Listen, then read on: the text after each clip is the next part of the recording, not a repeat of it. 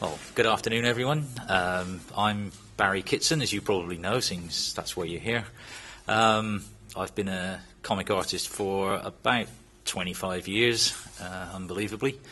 I'm currently one of the regular artists on Amazing Spider-Man for Marvel Comics. In the past, I've drawn most of the DC universe, including Superman, Batman, Justice League of America, Teen Titans, Azrael, probably a few others I've forgotten. Before that, I was an artist on Judge Dredd for 2000 AD. And that's about it, really. I don't think I've ever had to introduce myself before. Donc Barry est donc un artiste professionnel depuis près de 25 ans maintenant. Il est actuellement dessinateur principal sur Spider-Man. Il a également travaillé sur une grosse majorité des titres d'ici, notamment Batman, Superman, Justice League of America, Azrael, and you studied on Judge Dredd in 2080. Oh yeah, I forgot Legion of Superheroes and Legion, which are probably the ones I did most of. Okay. Donc il a commencé sur Judge Dredd dans un magazine anglais appelé 2000 AD. Donc s'il y a des gens qui ont des questions, vous pouvez commencer. Donc,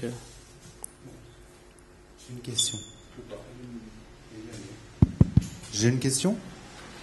Ouais, bon.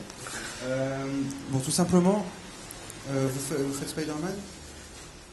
Est-ce qu'il y a des contraintes quand vous faites Spider-Man? Est-ce qu'il y a justement, vu que c'est une assez grosse série, est-ce que vous êtes libre de faire tout ce que vous voulez faire?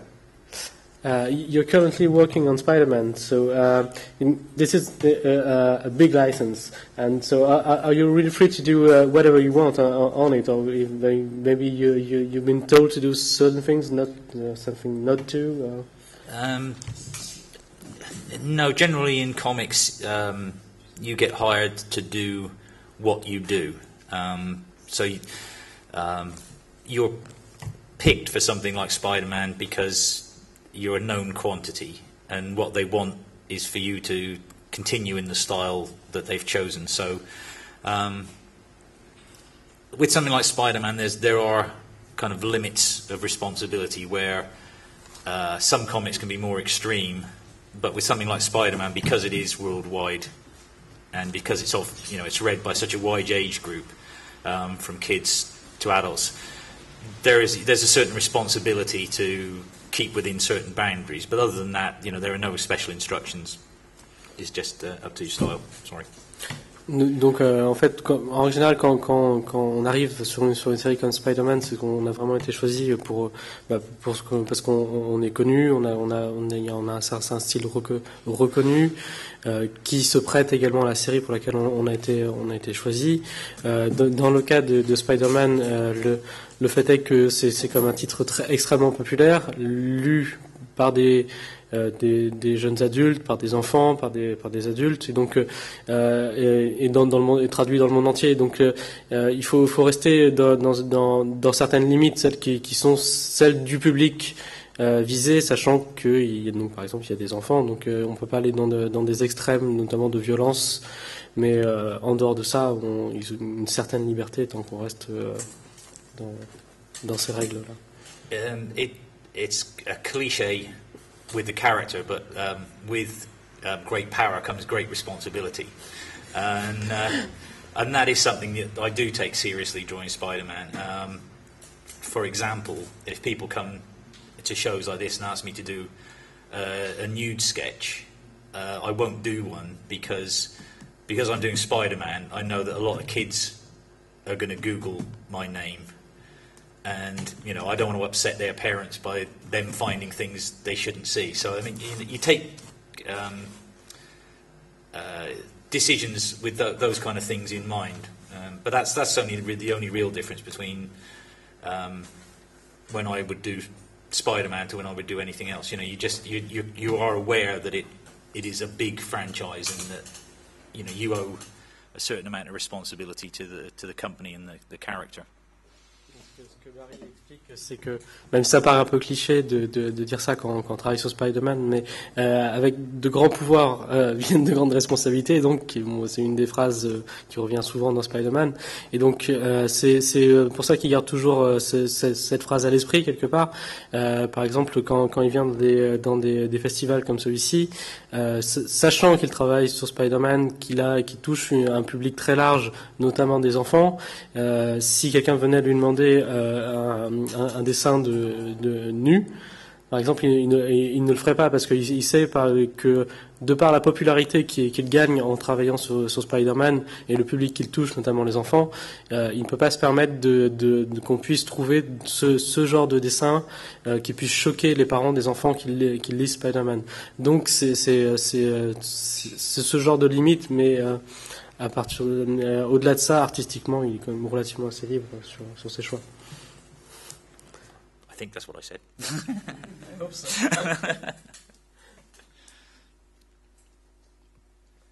Est-ce que vous travaillez sur plusieurs séries en même temps ou est-ce que vous restez uniquement sur Spider-Man? Do you work several series at the same time, or do you only work on Spider-Man right now? At the moment, I'm only working on Spider-Man. I am supposed to be doing another mini-series as well for Marvel, but the Spider-Man editorial staff are keeping me too busy to do anything else, which is nice. But they've specifically said they don't really want me doing anything else because they want me doing Spider-Man all the time. So. Donc pour le moment, à l'instant présent, il est uniquement en train de travailler sur Spider-Man. Il était censé faire une autre mini-série pour Marvel, mais le fait est que le Spider-Man, pour le moment, l'occupe à plein temps et qu'il n'a pas vraiment les gens à Marvel lui ont, de toute façon, le dit que de toute façon, pour le moment, ils voulaient qu'il fasse du Spider-Man. Donc pour le moment, il se concentre là-dessus. It's a nice problem to have. Yeah. C'est donc quelque chose de bon. C'est une contrainte pas si contraignante, puisque bon, c'est quand même quelque chose qu'il apprécie faire. Vous avez fait Empire, donc, quelque chose que vous avez créé vous-même. Est-ce que vous allez le refaire justement? Est-ce que vous allez à nouveau faire quelque chose qui vous est propre, personnel? Parce que bon, travailler sur Spider-Man, je pense pas que vous allez rester dessus pendant trop longtemps. Yeah, you did Empire, your own series. You created it. You're currently working on a franchise. Do you think you would go back to Empire or create another series? Or? Mark and I have been talking about doing more Empire for the last year or so. The difficulty at the moment is that I'm under exclusive contract to Marvel, and DC have the rights of first refusal for any more series of Empire. So at the moment we can't, but it's as long as DC keep Empire in print, they have first refusal on the next series. So we're kind of stuck at the moment. Donc pour le moment, de toute façon, il est en contrat d'exclusivité avec Marvel.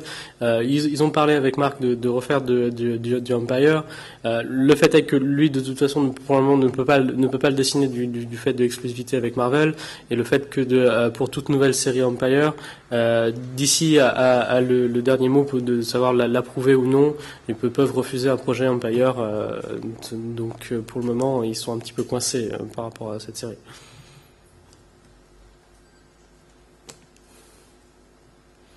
Moi, je voudrais savoir qu'est-ce qu'il lit, s'il lit des comics et quoi exactement en ce moment.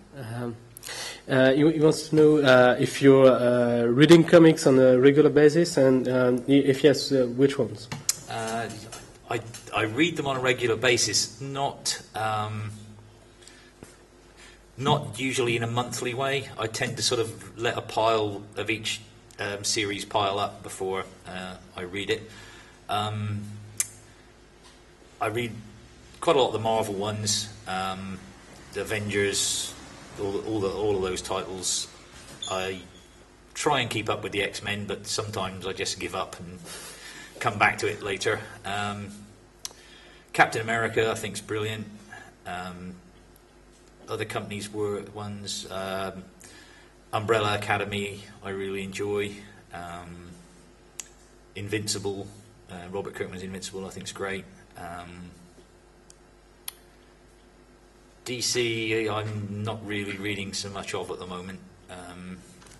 I got too confused with the Crisis of Final Countdown Crises and all the rest of that. Then I keep meaning to start digging into them again, but I haven't.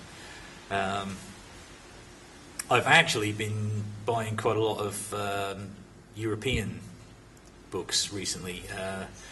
I just discovered Alberto Veranda as an artist who I think is brilliant. So I've bought everything he's done, and Guibra.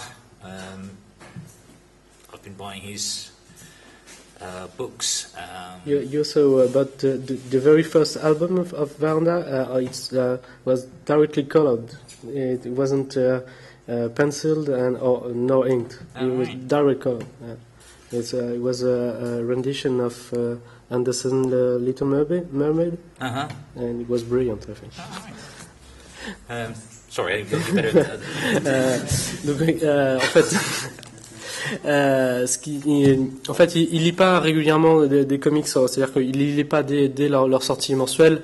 Il a plutôt tendance à les acheter, à les laisser s'entasser et à se faire une série de plusieurs singles à la suite. En ce moment, il suit surtout des séries Marvel, notamment Captain America, The Avengers, you told. Justice League? No, that's DC. Sorry. Umbrella Academy, the Gerard Way, I think. It's Gabriel and Gerard Way. Yeah. You said Invincible de Robert Kirkman. And récemment, il a également s'est mis beaucoup à acheter des bandes dessinées européennes, notamment il a découvert Alberto Varanda, qui est un dessinateur qui a une double nationalité française, je crois. What was the last one? Sorry, I forgot. Guibra. Guibra. Jean-Michel can tell me the titles. The Guibra books you got for me. What were they called? Can you remember? Cersei, was it? No, never mind. Et donc des livres de Guibra. Yeah. Le vol du corbeau. Ouais. I'm not really a loyalty reader to a character. I tend to follow more the creators. So if creators I like are doing a title, I will pick up that title, and then if you know, il a pas vraiment en fait une fidélité aux personnages ou aux séries, mais vraiment il a plutôt tendance à suivre les artistes, les auteurs qu'il apprécie, et donc si ceux-ci entament ou poursuivent une série, il ira donc acheter ces livres-là en fonction des auteurs qui les créent.